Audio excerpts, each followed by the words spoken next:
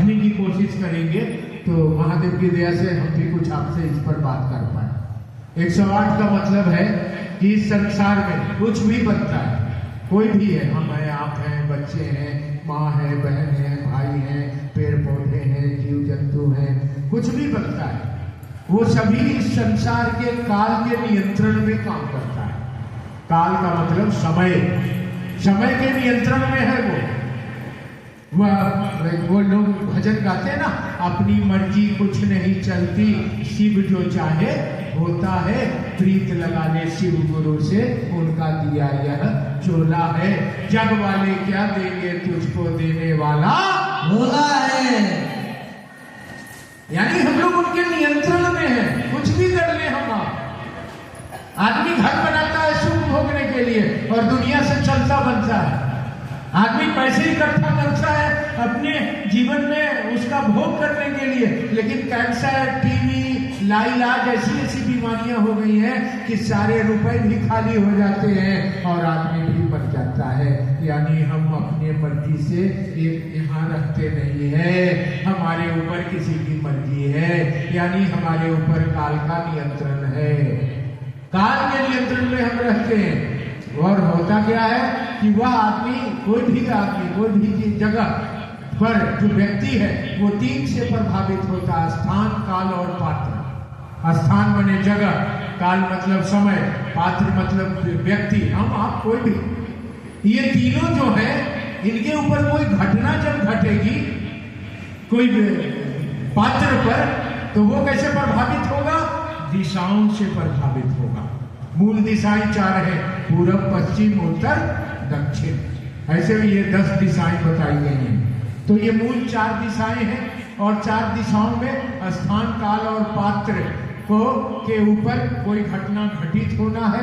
अब ये घटना इसके ऊपर घटित होगी, यानी किसी को स्कूटर से जाना है, अभी रास्ते में उसकी मृत्यु होनी तय है।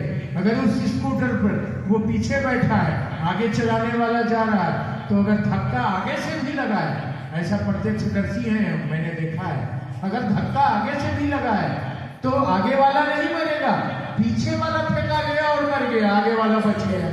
वारे लीला तेरी, क्योंकि आज इस जगह पर, इस व्यक्ति को इस स्थान पर, यानी काल पर, समय पर, इस स्थान पर मृत्यु होना है, तो उसी की होगी, दूसरे की नहीं होगी।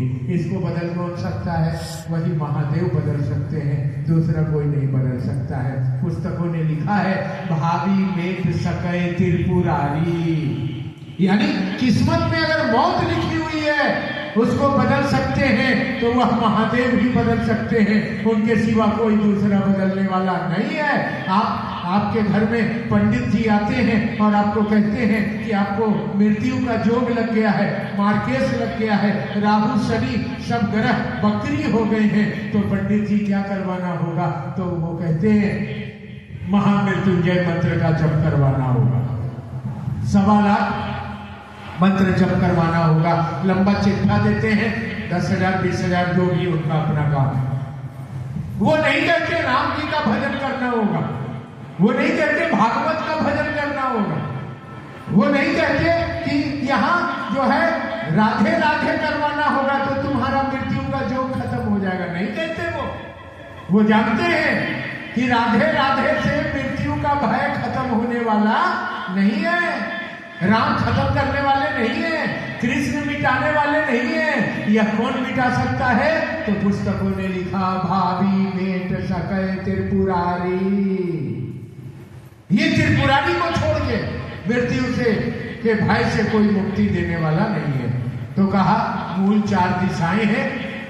किसी घटना को घटने के लिए स्थान, काल और पात्र का होना जरूरी है। वो उस स्थान पर जाएगा, वो समय होगा 7 बजे, पात्र वो व्यक्ति होगा, तो वो घटना घटेगा। अब इसके घटना को हम हटाएंगे कैसे? तो कहा कि अच्छा, ये जो 4 दिशाओं में ये 3 स्थितियां घट रही हैं, तो ये घटना घटने के समय में कोई नक्षत्र भी तो चल रहा होगा, जिसको 27 नक्षत्र कहा जाता है। आप जानते हैं जो टीपन बनता है, ये जो पंडित जी लोग हमारे पास पतरा देखते हैं, उनके पास जो जिससे कुंडली बनाई जाती है, वो नक्षत्रों के ऊपर बनती है, नक्षत्र उसमें लिखे होते हैं, तो 27 नक्षत्र के अनुसार वो निकालते हैं। नक्षत्र 27 हैं, तो 27 नक्षत्र में यह व्यक्ति के ऊपर, जो आदमी के ऊपर आज घटना घटने वाला है, इसी 27 नक्षत्र में कोई एक नक्षत्र चल रहा होगा और यह व्यक्ति जाएगा रोड पर। यह आदमी हो गया, काल मने इतना समय हो गया, स्थान मने इस जगह पर हो गया, आज इसकी मृत्यु है, तो इसकी मृत्यु से बचने के लिए पूरब है, पश्चिम, उत्तर, दक्षिण कहाँ हो गया है, वो स्थान है, उसको बचने का उपाय क्या होगा? तो कहा कि इसका उपाय यही होगा कि इससे बचाव के लिए हमको इसके गुणनफल में जाना होगा, गुणात्मक प्रक्रिया में जाना होगा, तभी हम बचाव कर पाएंगे। तो कहा क्या करना होगा? कहा 27 नक्षत्र को 4 दिशाओं में गुना कर दीजिए। 27 गुने 4 बराबर 108। अब यही 108, अब बड़े बड़े महात्मा लोग आएंगे आपके यहाँ तो करेंगे क्या? 108 में 10 शून्य बीच में डाल देंगे। वे जी बहुत पहुंचे हुए हैं, 1,08,000 लिखा है इन्होंने, 1,08,00,000 लिखा है, ये बहुत पहुंचे। कोई पहुंचे नहीं है, वो आपको मूर्ख बना रहे हैं। माफ करिएगा, थोड़ा कड़ा है, लेकिन क्या करें, मुंह में आ जाती है, हम लोगों का विषय यही है। उसको जोड़ के जब आप लाओगे ना तो उसका योग फल 9 आएगा।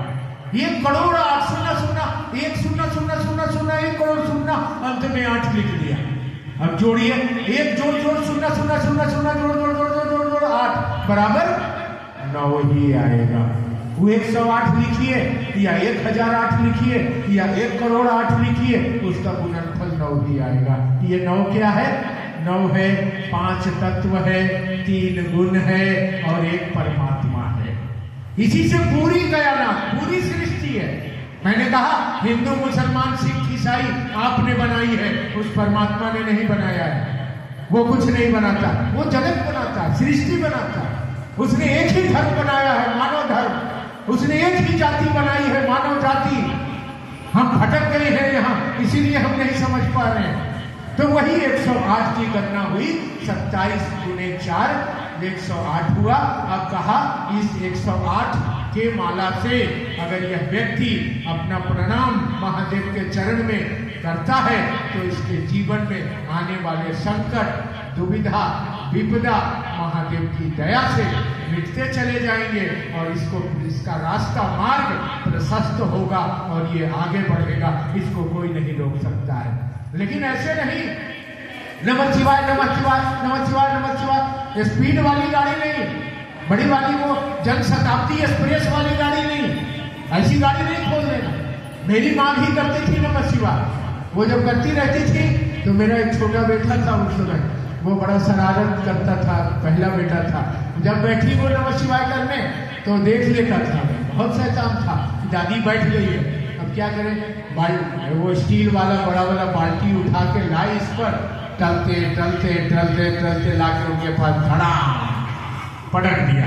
अब वो नमः शिवाय कर भी इसलिए कि बुला किसी को उठा के ले जाओ इसको, इससे कोई फायदा होने वाला नहीं है। अरे तो दिल की लगी है, मेरी मर्जी है, मैं महादेव को प्रणाम करूंगी, मेरा महादेव है वो, मैं अपने महादेव को प्रणाम करना चाहता हूँ, मैं क्यों ना करूं?